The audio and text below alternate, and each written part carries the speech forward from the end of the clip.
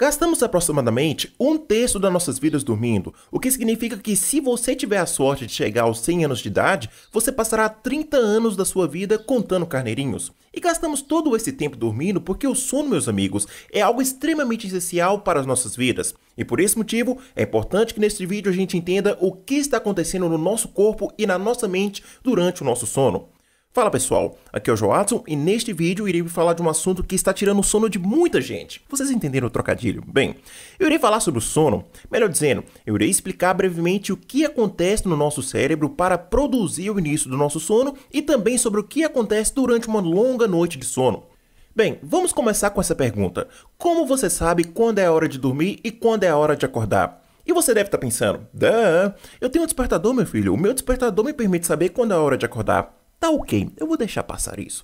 Mas e se eu lhe disser que você não precisa de um relógio porque você já tem um relógio interno que te avisa quando é hora de acordar e quando é hora de dormir? E sim, meus amigos, nós temos esse relógio. E esse relógio, em termos científicos, será chamado de ciclo circadiano, traduzindo, o nosso relógio biológico. E a razão pela qual utilizamos o termo circadiano é porque a palavra é derivada do latim, ou seja, circa, em latim significa aproximadamente, diano nos remete à palavra dia. Portanto, meus caros, em um período aproximado de 24 horas, o seu corpo se programa para lhe dizer qual é o momento certo para acordar e quando você deve dormir, quando você está com calor ou quando você está com frio. Agora, o que controla o nosso ciclo circadiano? Bem, o que controla o nosso ciclo circadiano, e eu já tenho uma lua e um solzinho desenhados aqui, são as informações do mundo exterior, especificamente os sinais claros e os sinais escuros. Certo, vamos ver juntos como isso pode funcionar. Vamos imaginar que já são 11 da noite, ou melhor, vamos imaginar que já são meia-noite e que já estamos indo para a cama. Bem, a primeira coisa que irá acontecer é que a luz irá atingir os nossos olhos, e são os nossos olhos que informam o nosso cérebro se é a hora de dormir ou não. Essa informação irá atingir a parte posterior dos nossos olhos, ou seja, o fundo dos nossos olhos, onde teremos a retina. E por que a retina é importante? Meus amigos, é na retina que a luz será convertida em impulsos elétricos ou potenciais de ação. Esses impulsos, então, vão viajar pelo nervo óptico, que é feito de células ganglionares, e eles vão atingir uma parte extremamente importante do nosso cérebro que regula todo o nosso ciclo circadiano. E como é chamada essa parte? Bem, ela se chama hipotálamo. E por que o hipotálamo se chama hipotálamo? Porque Deus quis? Talvez. Mas o hipotálamo se chama hipotálamo porque ele está abaixo do nosso tálamo. Bem, esse é o nosso hipotálamo. Agora, dentro do nosso hipotálamo existe o núcleo que realmente regula todo o nosso ciclo circadiano e obtém as informações necessárias para produzir o início do nosso sono. E qual é o núcleo? É o núcleo supraquiasmático. O núcleo supraquiasmático irá se comunicar com várias partes do seu encéfalo. Por exemplo, ele vai se comunicar com seu tronco encefálico e com as diferentes partes das suas glândulas para dizer que chegou a hora de dormir, chegou a hora de produzir diferentes hormônios e está na hora de produzir diferentes substâncias. E bem, como funcionará essa comunicação? Uma dessas comunicações será com essa glândula aqui no seu cérebro que se chama glândula pineal. De novo, glândula pineal. E o que a sua glândula pineal irá fazer? Bem, você provavelmente já sabe disso porque você também pode comprá-lo em uma farmácia. Então, a sua glândula pineal irá produzir ou secretar um hormônio importante que irá começar a desacelerar o seu coração, a sua respiração, a sua temperatura e produzirá o seu sono. Como se chama esse hormônio? Melatonina. É essa a primeira parte. O núcleo supraquiasmático irá se comunicar com outros núcleos do seu hipotálamo, como o hipotálamo lateral, o núcleo paraventricular, o núcleo pré-óptico ventrolateral, também chamado de VLPO, e até mesmo com o prosencéfalo basal. E essas comunicações poderão acontecer de forma direta ou indireta por meio da utilização de alguns mecanismos. Além de tudo isso, meus amigos, o seu núcleo supraquiasmático irá se comunicar com o seu tronco encefálico e o seu tronco encefálico irá fazer um monte de coisas. Meus queridos, o tronco encefálico é uma região extremamente importante para o funcionamento do ciclo sono e vigília. Tudo que sai do seu telencéfalo, do seu diencéfalo e do seu cerebelo passa pelo tronco encefálico para ir para o restante do seu corpo. E o contrário também acontece. Por exemplo, todas as informações corporais que precisam chegar no seu cerebelo, no seu diencéfalo e no seu telencéfalo precisam passar por essa estrutura para alcançar o objetivo final. Agora, existem algumas estruturas específicas dentro do nosso tronco encefálico que nos ajudam no sono e no estado de vigília, e vamos falar sobre alguma delas. A primeira é essa banda de fibras que sobe do tronco encefálico e irá se comunicar com o nosso tálamo e o restante do nosso córtex cerebral. Eu estou me referindo ao sistema de ativação reticular ou simplesmente aquilo que chamamos de formação reticular. E o que a formação reticular irá fazer? Então, ela está envolvida na excitação cerebral e também está envolvida na nossa consciência. E sabemos que ela possui essas funções porque se você danificar a sua formação reticular, você irá entrar em um estado vegetativo ou em estado de coma. Mas o que a formação reticular tem a ver com o nosso sono? Bem, já que a melatonina está sendo liberada e o seu tronco encefálico está se preparando, o que irá acontecer é que a formação reticular irá funcionar como uma espécie de válvula de corte. Ei, não pisque não. Preste atenção, eu sei que essa parte é extremamente difícil, mas eu vou tentar explicar com outras palavras. Bem, meus amigos, a alternância entre os estados de vigília e de sono à primeira vista nos dá essa impressão de que o sono parece ser um fenômeno extremamente passivo, como se estivéssemos sendo desligados passivamente. Esse desligamento ou perda temporária da nossa consciência é induzida de forma ativa. E para compreendermos os mecanismos neurais do nosso sono, precisamos então conhecer outros circuitos neurais que agem modulando de forma difusa, ou seja, de forma ampla, o nosso sistema nervoso central.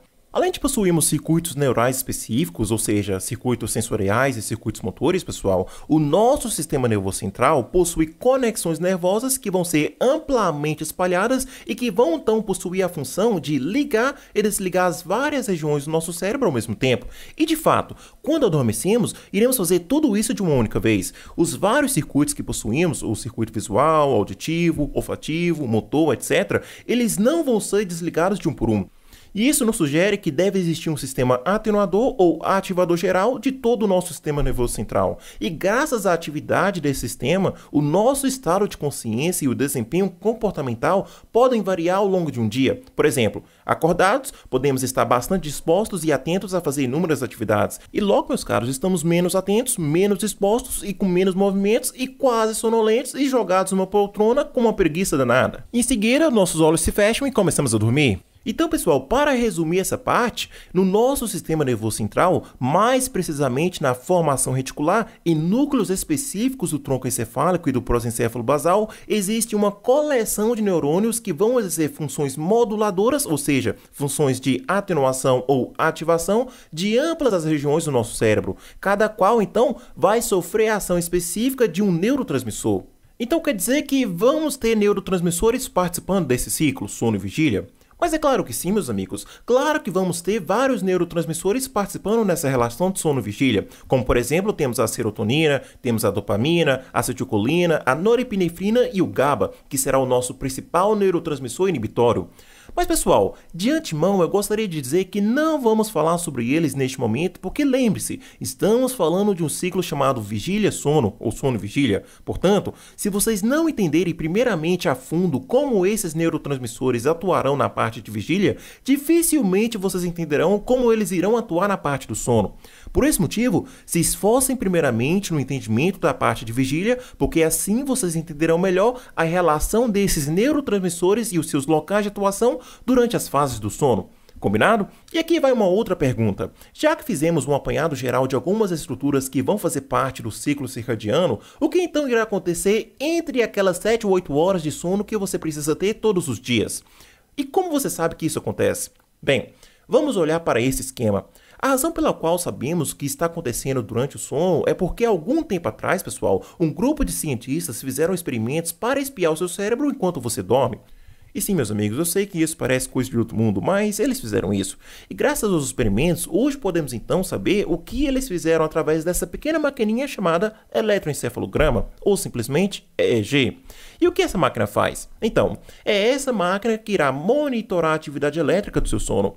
E os cientistas então descobriram que cada estágio do seu sono, melhor dizendo, cada estágio daquelas 8 horas de sono bem dormidas, irá produzir diferentes tipos de atividades elétricas. E é por isso que agora vamos tentar compreender 3 coisas. O que acontece durante o ciclo do sono? Quais tipos de ondas estão sendo geradas em cada fase? E o óbvio, quais são as fases do sono que vemos no eletroencefalograma? Primeiramente, eu preciso dizer para vocês que, na verdade, existem 2 fases do sono. Claro, iremos detalhar cada uma delas. Bem, existe o sono REM e o sono não REM, que também pode ser chamado de non-REM ou NREM. E qual é a diferença? Então, o REM significa Rapid Eye Movement, que no português ficou traduzido como movimento rápido dos olhos. Isso significa que durante a década de 1950, houve então um estudo muito interessante na Universidade de Chicago que mostrou que durante uma parte do seu sono, os seus olhos estão se movendo rapidamente abaixo das suas pálpebras, e esse é um dos estágios. O outro estágio é praticamente qualquer estágio em que os seus olhos não estão se movendo, e chamamos de sono NREM, ou non-REM. E além disso, existem 3 etapas dentro do estágio non-REM, mas antes disso vamos começar com o estágio 0, ou seja, o estágio de vigília. Bem, vamos dizer que são 11 horas da noite e você ainda está acordado, ou seja, você está no estado de vigília ou estágio de alerta. Se colocarmos o eletroencefalograma na sua cabeça, o que você verá será um tipo de onda chamada onda beta ou ondas beta.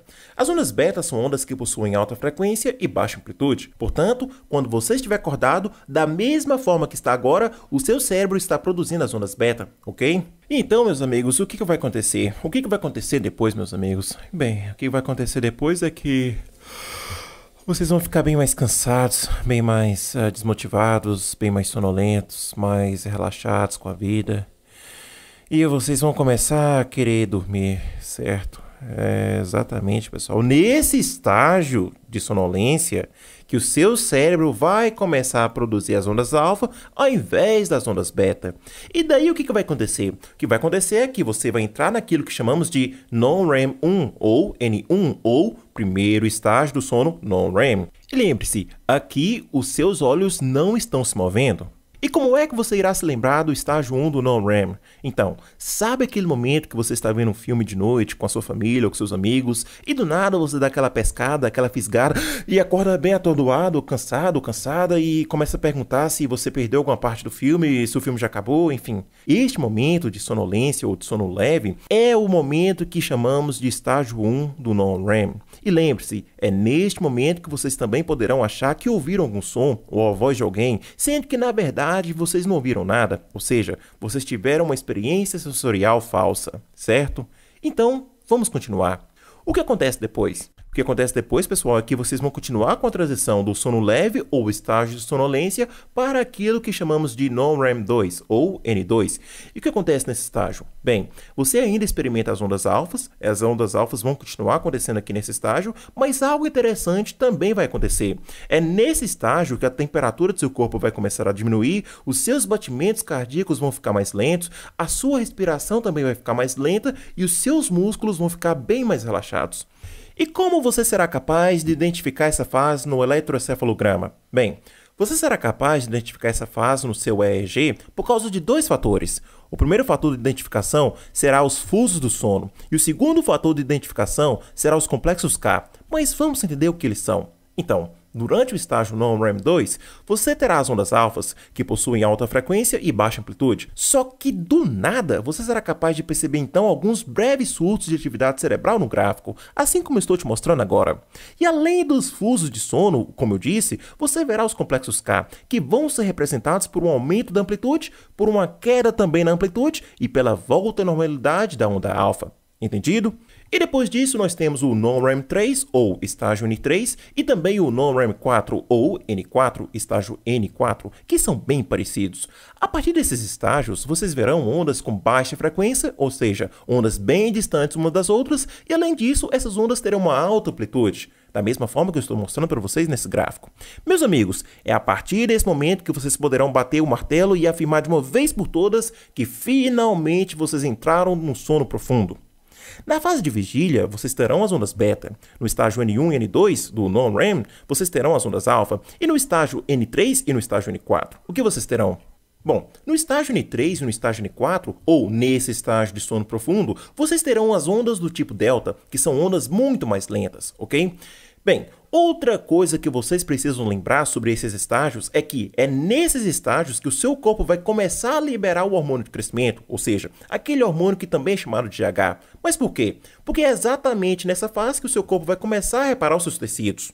E se você faz academia, isso aqui vai fazer muito mais sentido ainda, porque todo bombado de academia sempre vai te dizer as 3 principais coisas para ficar grande. E quais são elas? Comer frango, ou seja, proteína, puxar ferro e dormir. E isso sim, meus amigos, é ciência.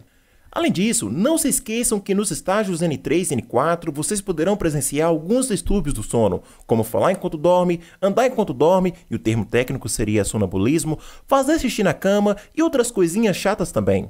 E o que acontece depois do estágio 4? Bem, depois do estágio N4, você começa a voltar para o estágio 3 e depois para o estágio 2, e bem antes de acordar, algo mágico acontece. Os seus olhos vão se mover de forma rápida debaixo das pálpebras. Interessante. E por que interessante? É porque nessa fase que você terá o sono REM, ou Rapid Eye Movement, ou movimento rápido dos olhos. E como essa fase é representada no eletroencefalograma?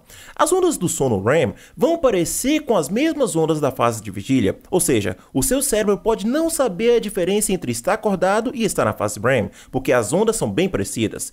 E os cientistas descobriram que é tipicamente nessa fase que sonhamos. Agora, sim, você pode sonhar na fase non-REM, mas a grande maioria dos seus sonhos ocorrerão na fase REM. E o que mais sabemos da fase REM? Bem, sabemos que é nessa fase que você tem a paralisia muscular, ou seja, você não consegue se mover.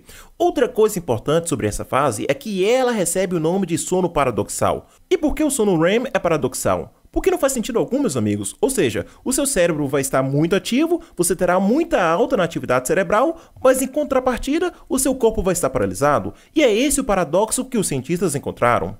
Pense comigo. O seu batimento cardíaco vai estar irregular, sua respiração estará irregular, sua temperatura vai começar a mudar, mas você estará paralisado.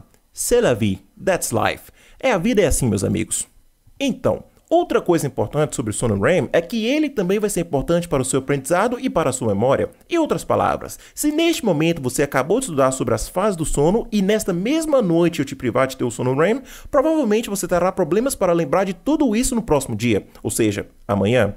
E meus amigos, durante toda a noite, vocês irão ficar alternando entre o sono non-REM e o sono REM. Cada uma dessas fases dura aproximadamente 90 minutos. E isso se repete de 5 a 6 vezes durante o período de sono de 8 horas, e é por isso também que existe aquilo que chamamos de arquitetura do sono. E mais uma vez chegamos ao final de mais uma apresentação. Meu nome é Joatson, espero que tenha ajudado. Te vejo no próximo vídeo. Tchau, tchau.